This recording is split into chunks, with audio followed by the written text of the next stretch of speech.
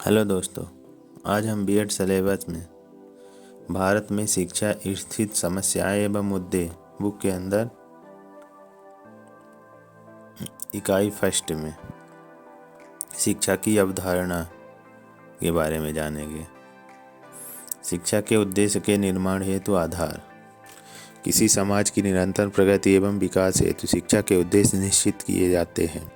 यह उद्देश्य उस समाज के जीवन दर्शन, उसकी संस्कृति, सभ्यता, राजनैतिक एवं आर्थिक स्थिति के अनुरूप होते हैं।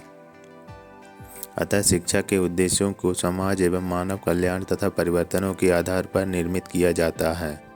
अतः शिक्षा के उद्देश्य एवं पाठचर्या के निर्माण आधार निम्नलिखित हैं। पहला है दार्शनिक आधार। दार्शनिक रूप से संसार के निर्माण को कोई आध्यात्मिक शक्ति द्वारा तो कोई प्राकृतिक शक्ति द्वारा मानता है। आध्यात्मिक विचारधारा वाले व्यक्ति मनुष्य जीवन का अंतिम लक्ष्य आत्मानुभूति मानते हैं तथा इसकी अनुभूति हेतु शिक्षा द्वारा मानव के शारीरिक, मानसिक, सामाजिक, सांस्कृतिक, नैतिक एवं आध्यात्मिक विकास पर बल देते हैं। वहीं भौतिकवादी इसके विपरीत भौतिक जगत के पदार्थ एवं क्रियाओं का ज्ञान एवं अधिकतम प्रयोग पर बल देते हैं।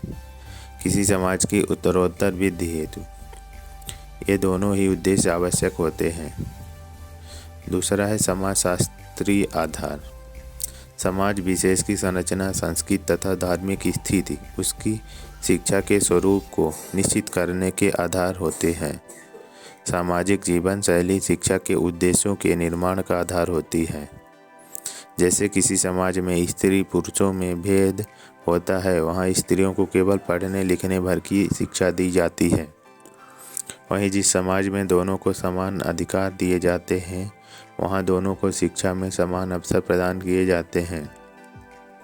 अतः समाज में विभिन्न परिस्थितियों में समाज की संस्कृति, खान पान, रीति रिवाज, भाषा, साहित्य, कला कौशल, प्रथाएं, प्रतिमान एवं धर्म दर्शन आदि सभी कुछ आते हैं। समाज के इन समस्त पक्षों को शिक्षा द्वारा ही एक पीढ़ी से दूसरी पीढ़ी तक पहुँचाने का कार्य किया जाता है। इसी प्रकार समाज परिवर्तनशील है। उसकी संरचना धार्मिक, राजनैतिक एवं आर्थिक सभी परिस्थितियों में निरंतर परिवर्तन होता रहता है। शिक्षा ही प्राचीन मान्यताओं एवं बर्तनों को प्रसारित करती है।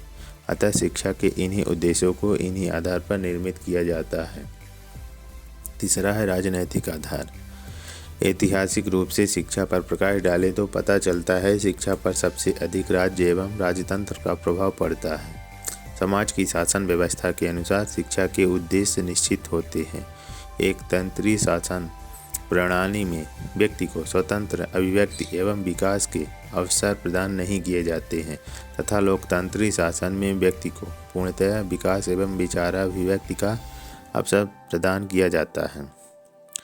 राजनैतिक सुरक्षा में समाज की शिक्षा प्रायः बहुउद्देशीय होती है। सुरक्षा की दृष्टि से समाज में सैनिक शिक्षा को महत्व दिया जाता है।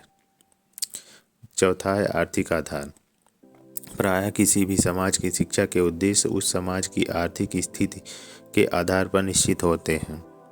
आर्थिक रूप से समृद्ध समाजों की शिक्षा अत्यंत व्यापक होती है। पिछड़े हुए समाजों में शिक्षा व्यवस्था में कठिनाइयाँ आती हैं, परंतु प्रायः इसके उद्देश्य इस प्रकार से निर्धारित किए जाते हैं जो उनकी समस्याओं का समाधान कर सके। पाँचवां है वैज्ञानिक आधार।